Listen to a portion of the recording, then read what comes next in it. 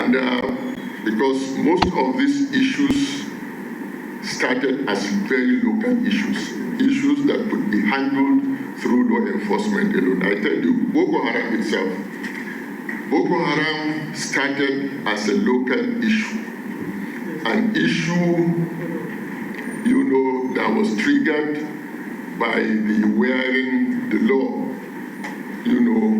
that said every motorcyclist must wear crash helmet. And that was what happened. And when some of the elements of Mohammed Yusuf, I think they were on the way to bury a dead, one person that died among them, and they were not wearing the crash helmets. The police confronted them. And when that happened, there was fracas. And I think the police shot a couple of them, some were wounded, 1 or 2 died. So Mohammed Yusuf swore that he would take revenge. And a few weeks later, they started attacking police stations. And this is when late President Yar'Adua, I was chief of army staff then, and I was in China. I got a call that they said we should clear the enclave because the governor then came to brief him, said we should clear the enclave. And that we did. After we cleared the enclave, we arrested Mohammed Yusuf and quite a number of them. But of course, as military, we were not supposed to hold them. We were supposed to hand them over to the police. And that was what we did. We handed them over to the police. But unfortunately, the police executed them there, in front of the camera. And that was taken all over the world. Al Jazeera, if you remember, took those pictures, sent them all over the world. And that was when the beginning. Some of them who escaped went underground and used those images to attract sympathy. And that was how now they recruited and came out and started the insurgency. So it was a local issue that could have been solved locally. And I believe that if we do that, we'll be able to handle some of, we won't be getting to where we are. Even when investments are made in military security, issues such as lack of transparency and incomplete implementation undermine their effectiveness. I've mentioned that external or foreign interest is another factor sustaining insecurity in Nigeria. Of course, without the enemy within, the enemy without can do nothing. The recent talks on Christian genocide in Nigeria speaks volume on external interests. I will leave it at that.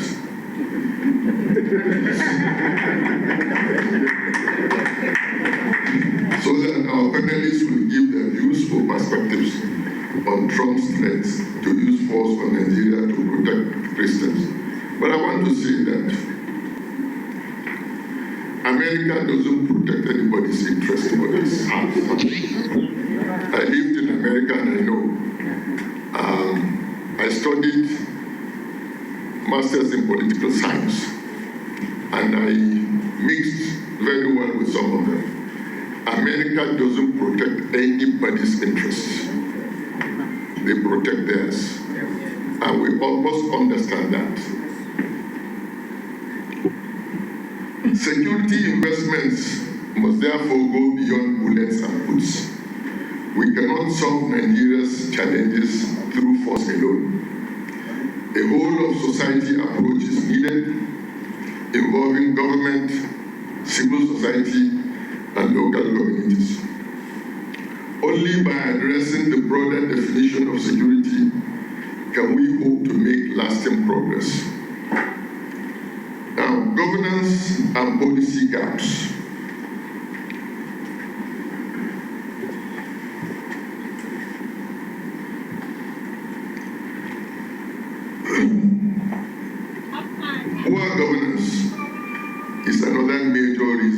whereby security threats persist. Nigeria ranks low in governance, and I will show the independent rankings in the next slide. Some of the indicators include weak oversight, corruption, human rights abuses, and lack of capacity within security institutions. So when I talk of capacity,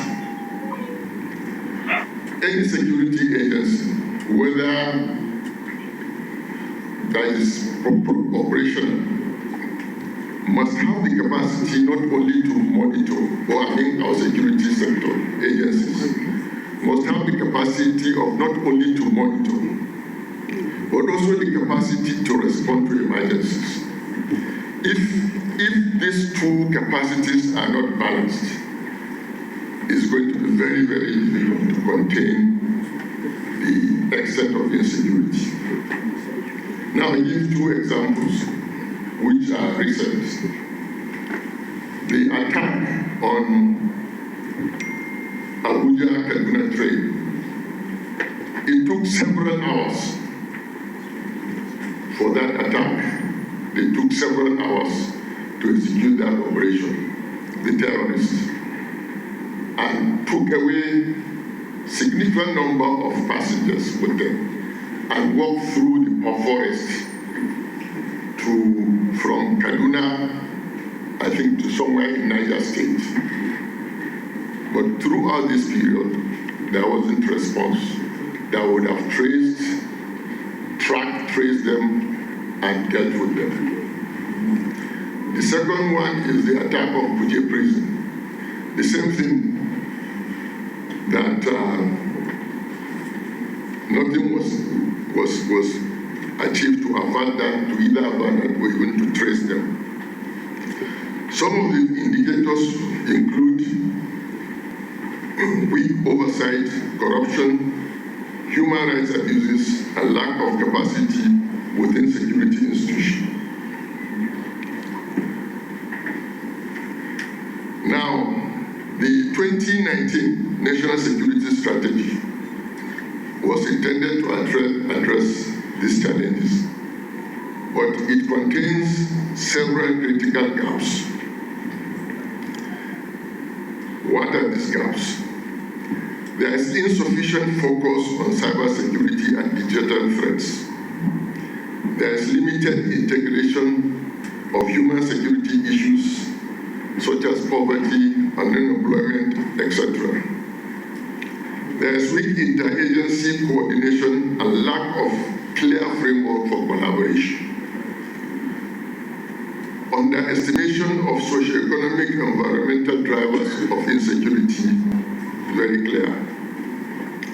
There is lack of community-based approaches and effective monitoring and evaluation. There is insufficient investment in education, vocational training, and social services. Inadequate use of technology and advanced analytics is clearly absent. So this is the National Security Strategy that was signed by late President Buhari in 2019. With these gaps, it is highly impossible to be successful using it to tackle insecurity in the country or to assure security. You can see the global ratings because we're talking of governance. The World Economic in 2025 rated Nigeria grade D on an A to E scale assessment based on corruption perception, rule of law, press freedom, and political rights. The Global Governance Index 2024 ranks Nigeria 169th among 191 countries assessed. Nigeria scored 33.63% compared to the global average of 43%.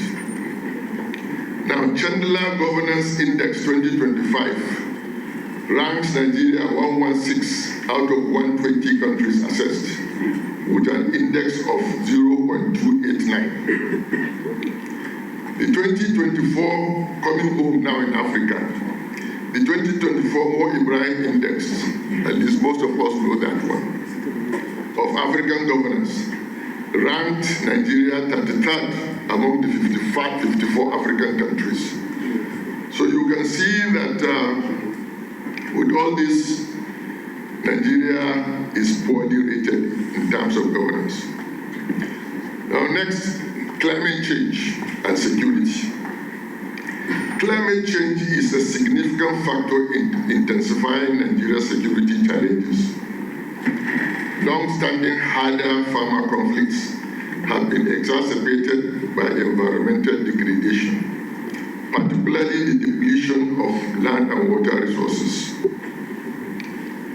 This has led to increased competition between communities, resulting in frequent disputes and violence, particularly in states like Benue, Plateau, Nasarawa, Zamfara, and Katsina. People will be surprised that there are good Zamfara and Katsina. Sometimes these disputes assume the textures and colors of ethnic or religious conflicts. The crisis, the issue of Zamfara in particular, where the root of banditry,